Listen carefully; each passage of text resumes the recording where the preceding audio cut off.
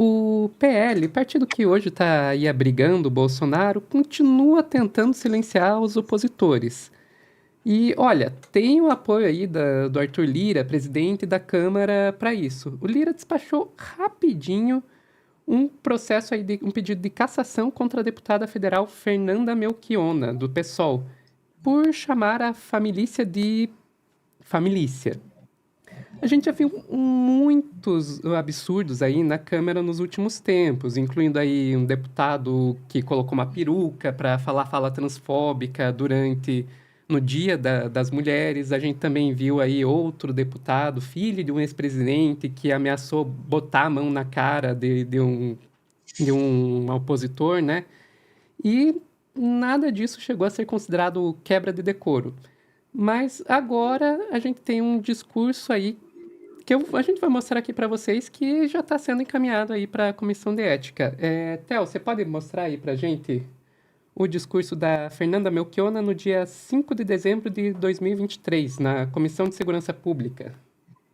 E, ao mesmo tempo, um país com uma história de luta pela reforma agrária que remonta às ligas camponesas, que remonta à própria fundação do MST e de outros movimentos rurais, que monta também a luta pela reforma urbana com o MST, que também é criminalizado nessa lista escandalosa, que silencia e exclui o escritório do crime, os matadores de aluguel que já mataram centenas de pessoas recebendo rios de dinheiro, inclusive tinham amizade com o chefe dessa turma aqui da comissão, que é o Bolsonaro, que deu medalha, presente, homenageou um dos maiores bandidos do escritório do crime, que não fala nada das milícias, que controlam territórios com armas, violência, assassinatos, ameaças. E não falar não é só pelo silêncio, é também por uma conivência com essas organizações criminosas que, quando começaram, tiveram amplo apoio da extrema-direita brasileira, que teve que silenciar diante dos crimes trazidos à sociedade, organizado por essas organizações criminosas, que ainda hoje têm amizade e relações políticas com a família, ou a família Bolsonaro e seus filhos bandidos. Mas eu quero, na verdade... Podemos parar por aí, Theo. Eu estou aqui com a gente, com a Thaís Godinho, que é doutoranda aí em Sociologia. Eu queria perguntar para você, e daí depois eu vou passar para a própria deputada Fernanda, que também está aqui com a gente. Eu queria primeiro perguntar para você, o que você acha, como que a gente pode ver o fato de que um discurso como esse, que a gente acabou de ver, tá aí correndo o risco de ser considerado quebra de decoro, comparado com outros casos aí que a gente já viu, como os que eu citei aqui no começo. Como você vê isso? Obrigada, Sofia. Obrigada por me permitirem estar aqui. Eu fico pensando muito na posição do trabalhador pegando o ônibus, indo para o trabalho e vendo esse tipo de briga acontecendo na internet e muitas vezes sem saber o contexto maior de tudo, né? A gente acaba caindo muito nessa questão meio da disfunção narcotizante, que vê acontecendo tanta coisa, tanta informação e tanta briga que simplesmente acaba reduzindo a uma polarização e eu não gosto de política, tudo isso acaba confundindo muito. Então, eu percebo que essa briga por narrativas, né, acaba deixando passar muitas pautas importantes, como as defendidas pela deputada, por exemplo, e foca muito na briga. E aí o trabalhador, por exemplo, acaba ficando, poxa vida, nem sei de que lado eu tenho que ficar, se eu tenho que ficar em algum lado, ou se eu nem gosto de política, porque é tudo briga, tudo polarização, etc.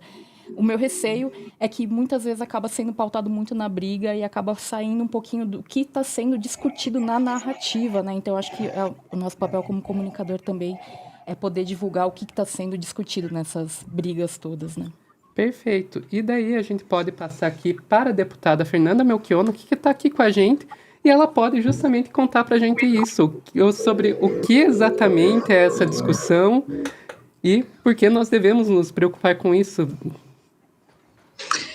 Eu acho, Sofia, primeiro, que bom estar aqui contigo, com a Thaís, né? Voltar no Meteoro. Eu acho que é uma tentativa clara de intimidação, assim, né? Esse discurso ele foi feito num contexto de votação na Comissão de Segurança Pública, que o ano passado foi a comissão com hegemonia do chorume e do bolsonarismo, né? Alguns anos, como aconteceu na CPI do MST, a Comissão de Segurança, que é uma comissão permanente da Casa, era comandada e majoritária, né, dessa turma bolsonarista, assim como a Comissão da Previdência, que aprovou aquele projeto patético que retrocedia nos direitos da comunidade LGBTQIA+, com relação ao casamento, lembra? Então, algumas comissões, eles tinham maioria. E nessa de segurança pública, eles pautaram um projeto aprovado, que é o motivo do debate, que coloca uma lista de organizações terroristas no Brasil, entre elas o MST, e vários movimentos sociais, mas eu me lembro nitidamente do MST. Então, eu estou discutindo, né, por que tem um projeto que está, teoricamente, para atacar o crime organizado no Brasil e coloca movimentos sociais, e porque o verdadeiro crime organizado não é objeto de debate na Comissão de Segurança Pública. E aí, naquele trecho final do discurso, eu falo isso, então, do Bolsonaro e da família Bolsonaro e das relações deles, né, com as milícias, porque, claro, tem uma estratégia de poder, né? As milícias não existem sem Estado, elas nasceram com esse combinação, né, do Estado em seus vários tentáculos, judiciário, legislativo, executivo, e várias personalidades políticas apoiadas e financiadas por políticos, e ao mesmo tempo, essa turma fez apologia às milícias lá atrás, e o Bolsonaro depois seguiu homenageando o Adriano de Nóbrega, empregando a ex-mulher que tinha ali uma drenagem de recursos, né? E, bom, foi esse o contexto.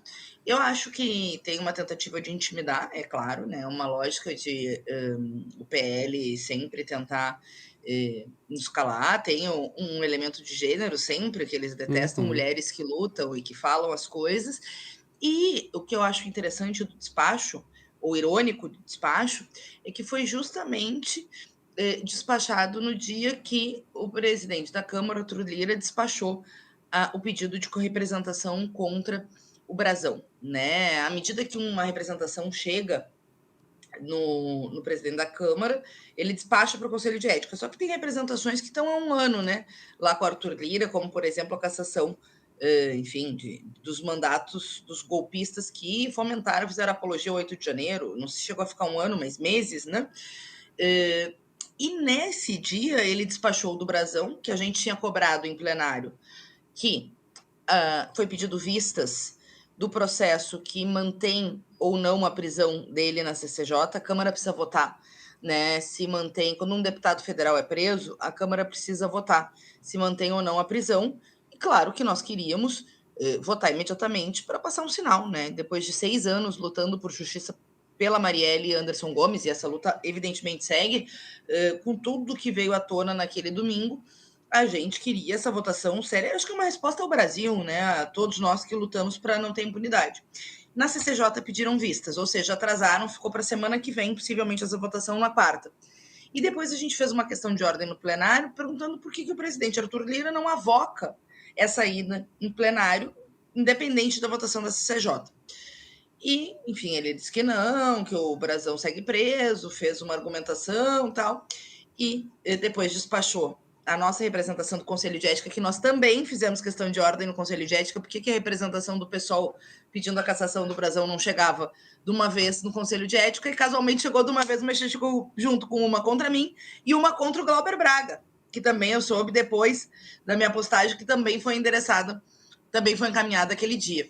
Ou seja, foi uma tentativa de retaliação, né, pela nossa posição dura com relação à votação célere do caso Brasão, as nossas cobranças.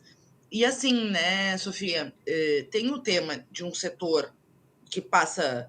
As milícias não existem sem Estado, né? Tem várias demonstrações disso ao longo da história. E, ao mesmo tempo, tem também uma tentativa do Sindicato Corporativo dos Deputados de criar mais privilégios para os parlamentares, mais dificultação, mais dificuldade para prender parlamentares. Já começou o burburinho, que eles nunca vão falar pessoalmente, se pegarem uma entrevista vão dizer que não, de alguns que querem votar uma PEC que aumenta as imunidades dos parlamentares. Então a gente estava antevendo esse movimento, também denunciou. Então eu acho que aceitar essa representação patética contra mim, né? Porque assim, que afirmo cada palavra que eu disse...